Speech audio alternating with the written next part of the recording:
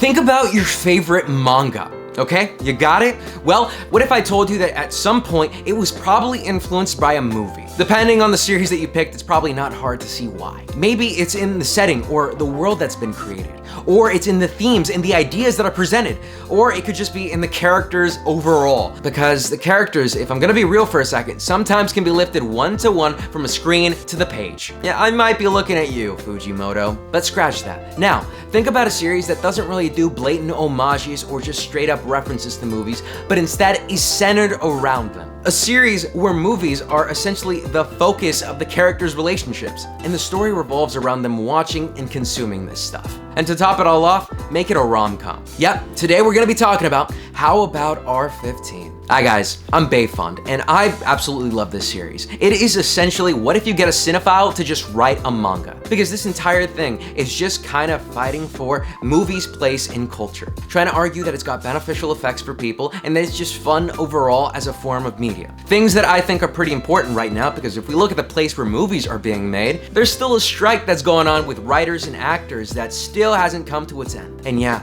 it sucks, but writers and actors deserve to be given what they deserve for the work that they put in. So maybe the way that this manga frames movies as being a really good thing is something that I just really like overall. And then there's also the fact that it's a rom-com, because as you know, I eat this stuff up. I need to consume at least 3 rom-coms a day, or else my day's not gonna be fulfilled. And I think when it comes to terms of rom-coms, this one's a pretty exciting one. And in the story, we follow Amo, a girl that is at the top of her grade. She's very smart, but she's also incredibly sheltered. She feels like she's being left behind by her classmates because as she doesn't really pay attention to the media and movies and TV shows, all of her classmates talk about things that she kind of feels uncomfortable with, like topics with sex, violence, anything that's gonna be really entertaining to teenagers. And she wants to learn more and more about this kind of stuff. She doesn't want to just stay in the dark. And here's where Fuyumina comes in, who's a boy in her class that's a part of the movie club. Amo gets a request to bring over homework papers, and this is where their paths cross. And one of the funniest interactions that 2 leads are gonna have in a rom-com. And thus Amo becomes embroiled inside of this movie club as she becomes more and more entertained and invested in what movies can do and what they can be. And it's a pretty simple story, but it works. Slight spoilers going forward from this, I'm not gonna do too much here. From the first chapter, I absolutely adore Fuyumine. This guy is just a clown. Number 1, he meets this girl because she walks in on him watching porn inside of the club room. Why the fuck would you be doing that? At all, period. But this man,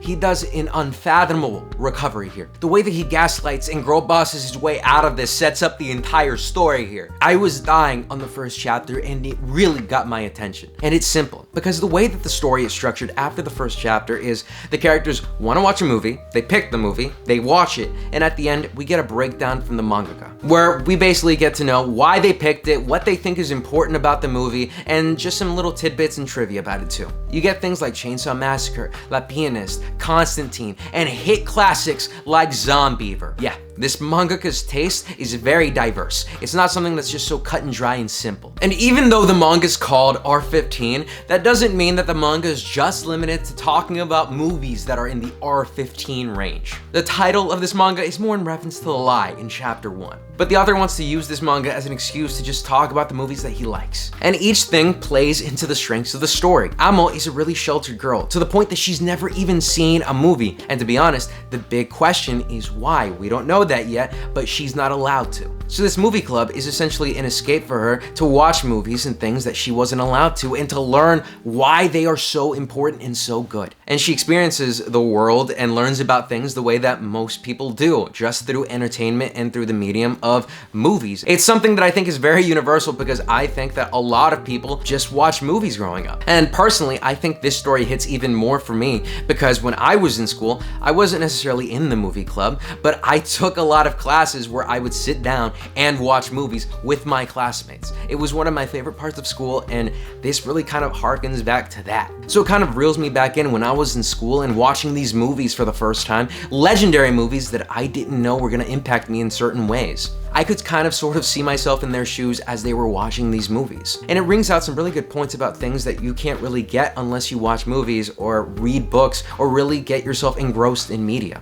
When the mangaka brought out things like City of God, I knew that the manga wasn't fucking around with his movie pigs. I knew he was dead serious. And this was like, damn, he really wants the characters to really watch the hard stuff. And that's something that I kind of like too, because we don't really get too many anime characters, too many characters in the moe aesthetic, watching things that are airing in real life. The anime world, that anime sphere is always so different than what we get in real life. So watching these characters watch things that are real to us is really interesting, I'd say, even if they are mouthpieces for just the mangaka. And overall, the series is really fun, and I think it keeps itself pretty light too. Other than our main two casts here, we also get the introduction of the club president pretty early on. Kaneko-senpai, who I would totally understand if you see her as best girl, because come on! She has the same ability as Bruno Bucciarati in tasting someone to figure out if they're lying or not. Just instead, she knows what movie you saw. And she dresses up as Harley Quinn. She's pretty fantastic, if I can say. And all of our characters here use movies as just kind of an excuse to just kind of share more time and learn more about each other. I think that having this movie club is a very natural form of having these characters spend time with one another.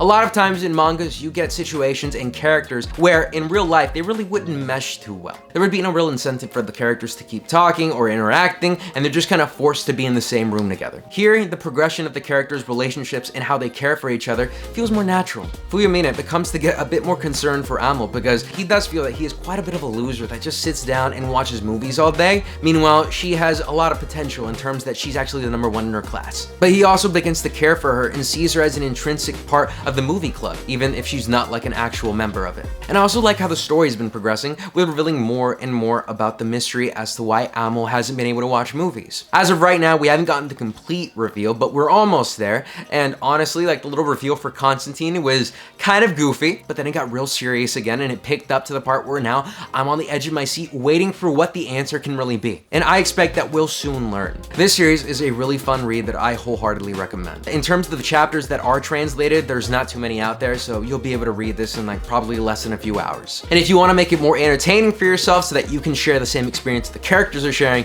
maybe you can even watch the movies right after you read each chapter. That's probably a lot more of a time commitment, but that is something that you can do. But with that, I think that wraps up me wanting to share this manga with y'all. As always, I was Bayfond, and I'll see you guys next time. Peace.